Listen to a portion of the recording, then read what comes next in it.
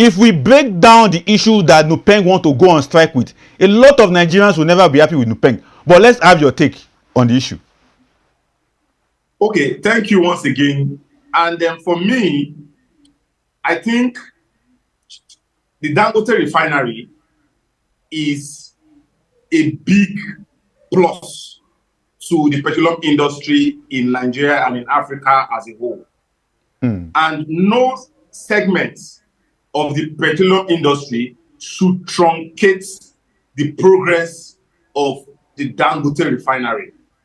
We have several stakes in the industry, and one of them involves the NUPENG, which entails the PTD. The PTD is the Petroleum Truck Drivers Union, that is a arm of NUPENG, and they have stakes. What are their stakes? They are for the welfare of the drivers. You know, distribution is a critical part of the petroleum industry. Without distribution, petroleum products cannot be moved from point A to point B. That is from either the depot to the retail outlets. And that is the function of the PTD, an arm of NUPENG. And now they are saying that they want the Dangote refinery to register their trucks under them. And I understand Dangote's position, because the NUPENG or the PTD, they've been alleged of extortion in recent years. Extortion, corruption, mismanagement, and infighting within them. So Dangote is trying to play safe to make sure that the distribution of petroleum products from its refinery to the over 40,000 retail outlets in Nigeria will not be truncated. So for me, I feel both parties should come to a round table to see how they could reach a resolution on it. But the NUPENG going on strike to disrupt distribution, it should not be welcomed by Nigerians, because distribution of petroleum product is very, very important. If this strike continues for 48 hours, we might see hike in petroleum prices at the pump. So I am definitely, there's a meeting that's coming up definitely today, a tripartite meeting between the Dangote representative, the federal government representative, that's the Minister of the Labour, and the NUPENG representative, to see how they will reach a common ground on this particular issue. Hopefully, after that meeting, I hope they should be able to call off the strike for the interest of Nigerians. A very interesting submission from you, Mr. Olatide. But majority of Nigerians who are already having an understanding of this particular issue are already called out NUPENG, and they have said it is voluntary for people to join union. You don't force people to join union. And based on what NUPENG have, through the activities have caused in the past, a lot of Nigerians are very skeptical. And talking about corruption, talking about embezzlement, talking about exploitation, we all know how unions are run in Nigeria. On the other hand, many people also see it as opportunity for NUPENG to be able to strike hard, because I read the statement coming from Petrotrans and Petroleum Export Association, the other group that have been against Dangote for going into the downstream sector and going to the midstream sector, because they said Dangote is supposed to remain in a particular part of the oil and gas sector. But for you, at the end of the day, what do you think will happen? Because for Nigerians, they are not even interested in NUPENG. They are interested in this distribution of this petroleum product. But what do you have to say that at the end of the day we should be expecting from the meeting? Okay, thank you. Before I even go into the expectation that what I'm expecting from the meeting, I want to talk on if Dangote has the right to refine and distribute petroleum product down to the retail outlet. Yes, according to the PIA bill, the PIA bill enables you to refine and distribute down to the retail outlets. So for some bodies or stakeholders in Hijau is saying that Dangote does not have the exclusive right, that is wrong. Secondly, the this is just a power play coming up. We have several segments. Some segments are for Dangote, some segments are against Dangote. A part of Ipman is supporting Dangote, a part of PTD is supporting Dangote, and the NUPENG, Petran, and some other segments are against Dangote to support NUPENG. So there is a kind of a confusion on what's really happening, because when you see all of this, you see interest and politics playing out. So for me, I am of the opinion that you cannot force any organization to come under your umbrella as a union.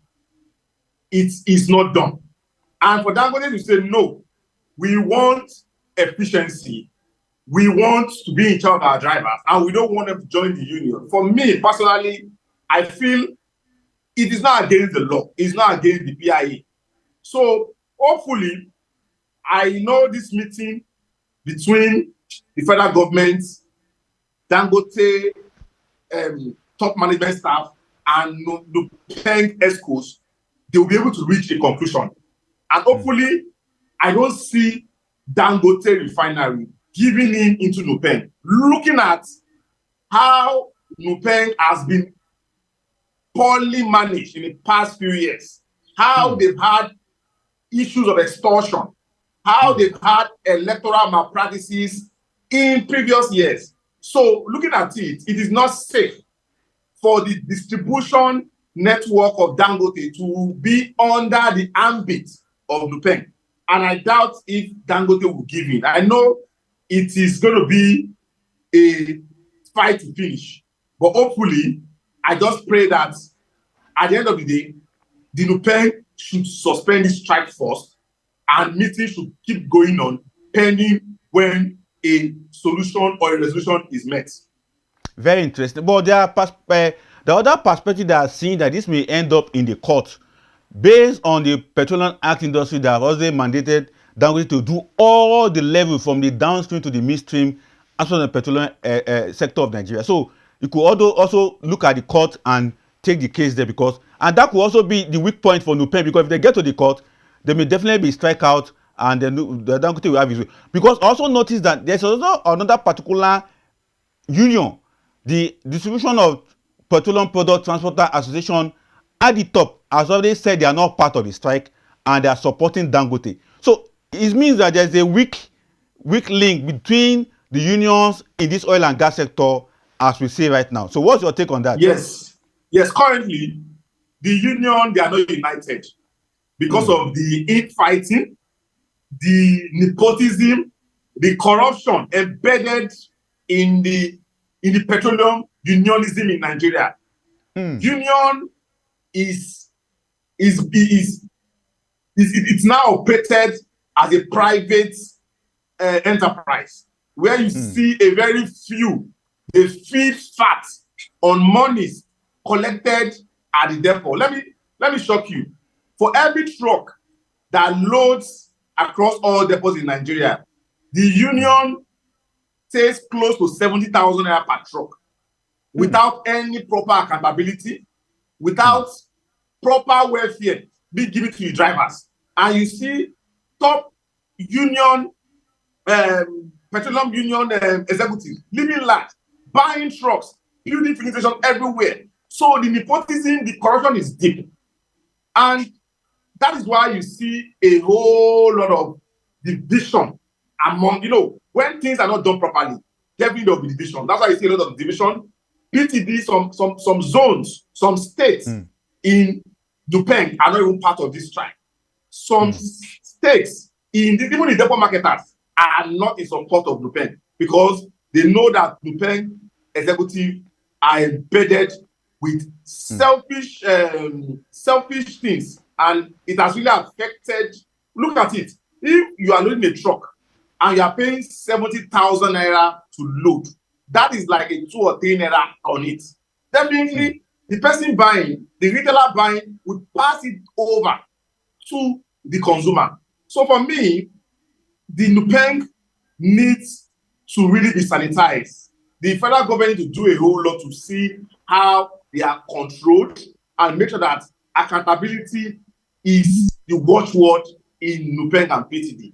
Hopefully, when that is done, I'm sure their core objectives would be achieved.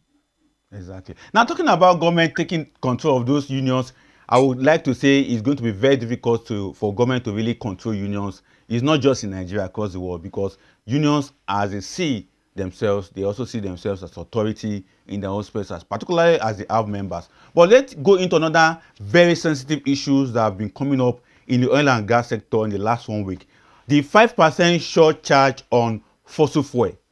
I think we had opportunity to discuss this some months back when we reviewed the Nigerian tax law that was passed into law. But right now, it's becoming another issue. People are now raising eyebrow on this 5%.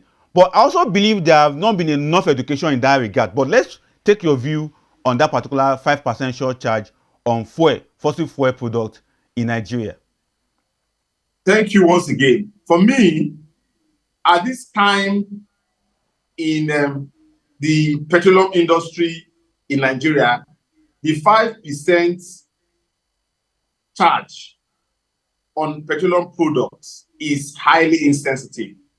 We have the subsidy removal that Nigerians are still struggling to meet up with their daily needs. It has affected virtually all byproducts in the market because of the removal of subsidy. You cannot remove subsidy in 2023, and in 2026, you want to add a 5% tax on petroleum products, precisely petrol and diesel. It is highly insensitive. I understand that it's the charge it was initiated in 2007 by FEMA, and the essence for that charge is it's supposed to be used for maintenance of our roads. That we understand that we have over 40,000 tankers on our roads, and they contribute to damages on our roads. So if you are saying that you want 5% for every petroleum product that is being transported by road to the retail outlet to be used for road maintenance, that can be done later on, not now, when the subsidy removal is still hard on Nigerians. So for me, I am calling on the federal government of Nigeria that they should postpone this tax policy indefinitely, because Nigerians cannot afford to pay more at the pump. Currently, Nigerians are buying fuel between 850, 900, 950, 1,000 across Nigeria. That is outrageous. It's telling on Nigerians. We have 90% of our population are living in extreme poverty. And we know that petroleum products is an essential. It's being used in almost all organizations, used in almost all homes. If prices of petroleum products surged up, it's going to affect the economy as a whole. So for me, it is insensitive. It shouldn't even come up at this period of time. They should just postpone these surcharges indefinitely. That's my take. That's my humble take. Very interesting. But Mr. Olatide, as you are against it right now, calling for its suspension, people who are in the climate change area are happy that this is coming. The background to this 5% wasn't just about FEMA asking. The background is on how to reduce Nigerians' addiction to fuel consumption, particularly fossil fuel consumption. Although it's a developing issue, which we may always have time to discuss anytime from now. But let's focus on other very delicate aspects of oil and gas in Nigeria. As you normally give us update on the price of petroleum from the gantry, from the depot, and let's have price of some of these products as of today, Monday, 8th September 2025. From the depot, from the gantry, how are the price of petroleum products doing in Nigeria? Let's have your say on that. Okay, thank you so much. Because of the strike, all the depots in Nigeria are currently shut. Their gates are shut. No loading of petroleum products, no trucking or truck out of petroleum product across the over 100 depots in Nigeria because of the OPEC strike. And because of that, prices are beginning to appreciate, are beginning to shoot up. And as people knew, prices in Lagos went up last week because of the rumor that Dangote refinery is most likely to shut down their petrol unit production capacity. Because of that, private depots took advantage and surged their price from 821 to 850 in Lagos. In Port Harcourt, it was moved from 840 to 870. In Calabar, it was moved from 838 to 870. In Warri, it was moved from 835 to 865. So prices moved up late last week because of the perceived shutdown of Dangote. It moved up with a 30 naira across all the depots in Nigeria. That is for PMS. And as I speak this morning, prices are beginning to appreciate across all depots because of this standstill at the depot. And if care is not taken, if a drastic action is not taken to call off the strike, if the strike continues for more than 14 hours, prices might shoot up to 900 naira in Lagos.